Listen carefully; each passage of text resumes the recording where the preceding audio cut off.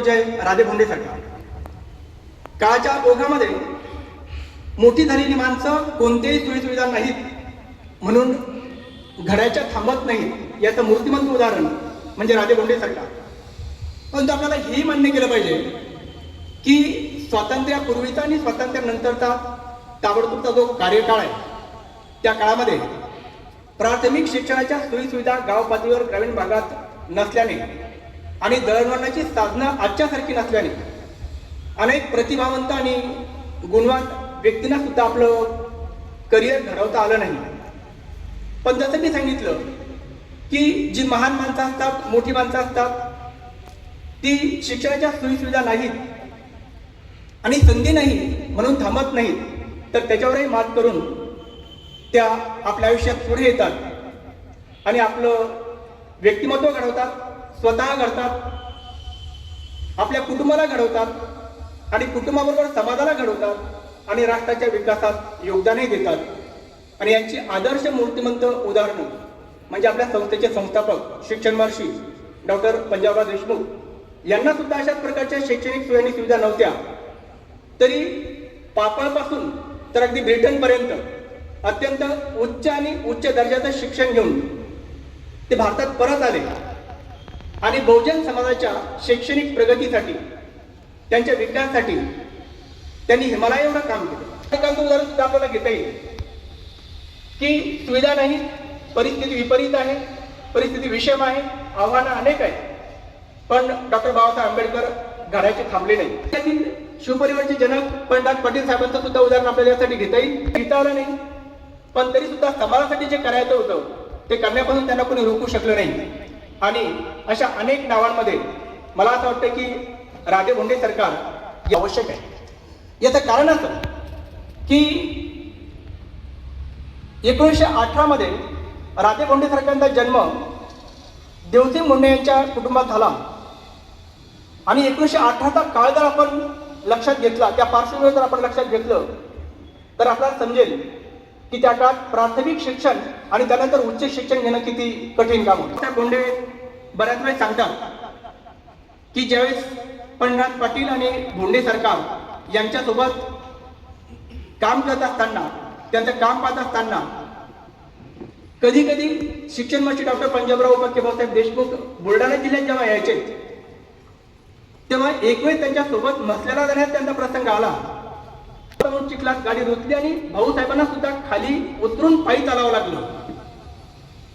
म्हणजे राधे भोंडे सरकार मोठे असताना, वकील असतानाची गोष्ट आहे. तर मग आपण कल्पना करू शकतो की 1918 मध्ये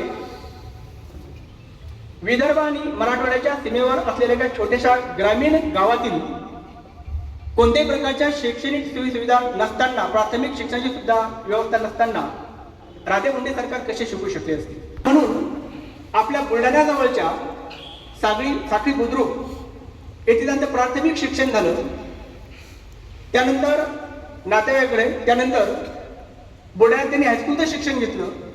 पण अगोदर जसं मी सांगितलं की राधे भोंडे सरकार जे घडले ते ज्यांची चिकाटी, जिद्द, परिश्रम, त्याग आणि स्वकर्तृत्व असं म्हणण्याचं कारणच असं होतं की ज्या वयात मुलं आपल्या आईवडिलांच्या कुशीत झोपतात, त्यांच्या अंगाखांद्यावर खेळतात, त्यावेळेस आपलं कुटुंब सोडून कोणतेही फोन नाही, कोणती संपर्काची साधनं नाही, दळणवळणाची साधनं नाही, त्या काळात साखळी बुद्रुक सारख्या ठिकाणी नातेवाईकांकडे त्यानंतर बुलढाण्यामध्ये शिकणं आणि नंतर त्यांच्यातली शिक्षणाची चिकाटी लक्षात घेऊन, त्याची जिद्द लक्षात घेऊन त्यांच्या वडिलांनी त्यांना नागपूर येथील अत्यंत प्रतिष्ठित अशा इस्लाम महाविद्यालयामध्ये BA सेट टाकलं. कारण त्या काळात आपल्याकडे पदवीच्या शिक्षणाची सुविधा उपलब्ध नव्हती.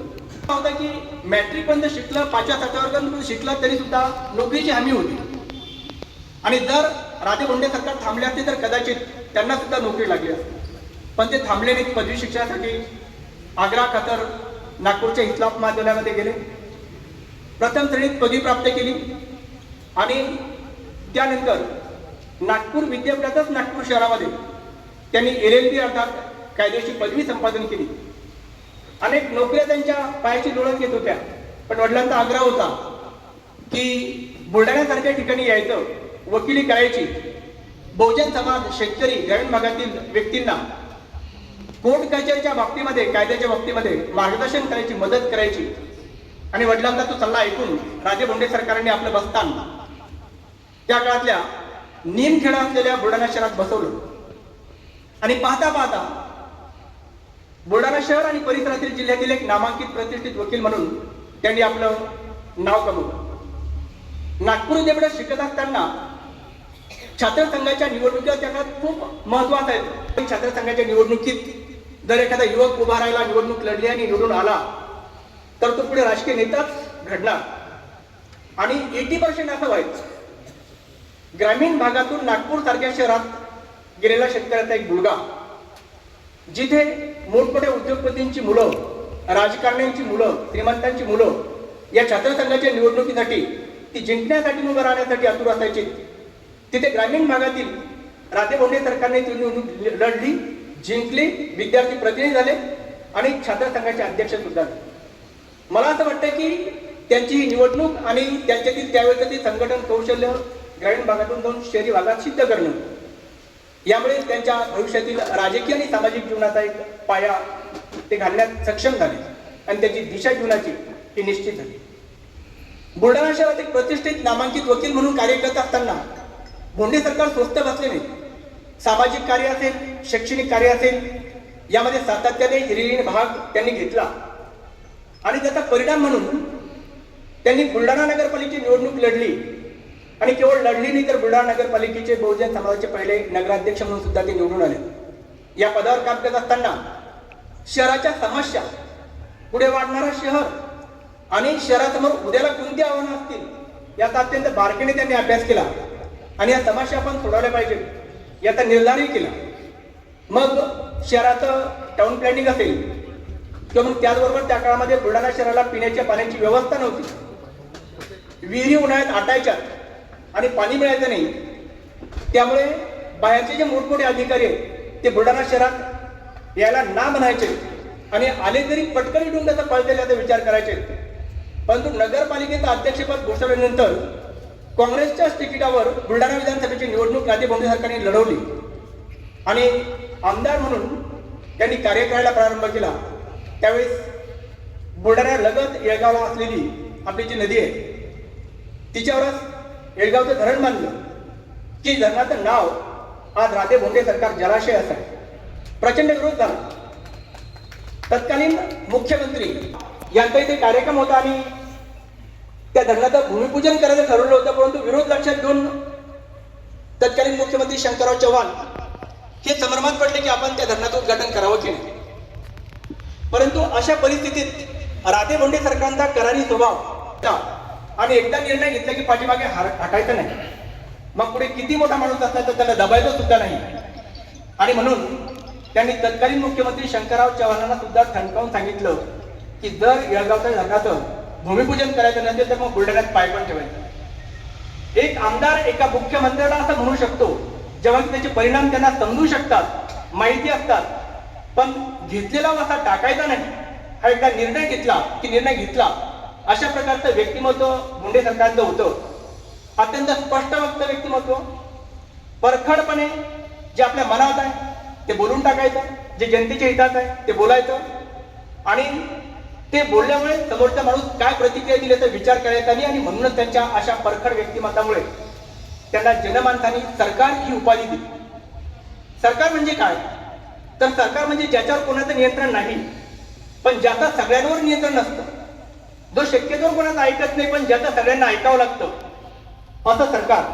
आणि ती उपाधी राजे भोंडे सरकारला मिळाली आणि भोंडे सरकार तेव्हापासून आपल्या मृत्यूपर्यंत सरकार म्हणूनच जगले, सरकार सारखेच वागले आणि वाघासारखेच जगले. आणि त्यामुळे या संपूर्ण परिसरामध्ये त्यांच्या व्यक्तिमत्वाचा प्रचंड दरारा हा निर्माण झालेला होता. मी पुन्हा सांगितलं पाहिजे की जे अगोदर सांगितलं की बुलढाणा जिल्ह्यातील शिवपरिवार जनक पंढरीनाथ पाटील साहेब आणि या परिसरातील जे दानशूर व्यक्ती होत्या त्यांना सोबत घेऊन या बुलढाणा जिल्ह्यातील शेतकऱ्यांच्या, बहुजन समाजाच्या, दीन आणि दलितांच्या मुलांसाठी आणि मुलींसाठी शिक्षणाच्या सुविधा निर्माण करणं गरजेचं आहे. आणि म्हणून पंढरीनाथ पाटलांसोबत बुलढाणा जिल्ह्यातील शिवपरिवाराच्या शाळा ग्रामीण भागात स्थापन करून त्या चांगल्या स्थितीत आणणं आणि ग्रामीण भागातील मुलांना दळणवळणाची साधनं नसल्या कारणाने, बसेस नसल्या कारणाने, आजच्यासारख्या ॲटो नसल्या कारणाने दररोज शाळेत जाणं शक्य नव्हतं, रस्ते नव्हते. म्हणून प्रत्येक शाळेला शक्यतोवर वसतिगृह बांधणं आणि तिथे मुलांची राहण्याची व्यवस्था करणं हे काम राधे भोंडे सरकारने पंढरनाथ पाटलांसोबत सातत्याने केले. चिखलीचं श्री शिवाजी महाविद्यालय असेल, बुलढाण्यातील जिजामाता महाविद्यालय असेल, ज्या वास्तूच्या परिसरात आपण या ठिकाणी उपस्थित आहोत, ही वास्तू असेल, ही खरं तर या महामानवांची जिवंत अशा प्रकारची स्मृतीस्थळ आहे. तो केवळ बहुजनांच्या मुलांना शिकवण्याचंच त्यांनी काम केलं नाही, त्यांना शिक्षणाची संधीच उपलब्ध करून दिल्या नाही, तर त्याचबरोबर शेतकऱ्यांची आणि बहुजन समाजाची जी मुलं जेवढी काही शिकली असतील त्यांना त्यांच्या शैक्षणिक पात्रतेनुसार प्राध्यापक असेल, शिक्षक असेल, क्लर्क असेल, शिपाई असेल, अशा नोकऱ्या संस्थेत आणि सहकार क्षेत्रात काम करत असताना बँकेमध्ये सुद्धा लावून देण्यास सातत्याने काम केलं. आणि त्यामुळे अनेक गरीब कुटुंबाची जी घरं आहेत, अनेक युवकांची जी घरं आहेत ही उभी राहील. आणि ती उभी राहिल्यामुळे त्यांच्या मनात, त्यांच्या हृदयावर राधे भोंडे सरकारसारखं जे व्यक्तिमत्व आहे त्याचं सातत्याने अधिराज्य राहिलं. असं हे व्यक्तिमत्व की ज्यांचा आज आपण 38वा स्मृतिदिन साजरा करत आहोत. स्मृतिदिनानिमित्त आज आपण त्यांच्या कार्यकर्त्याचं आणि कार्य आणि कर्तृत्वाचं या ठिकाणी स्मरण करणार आहोत. मी आपला अधिक वेळ घेत नाही. मी स्वागत समारंभात होतो.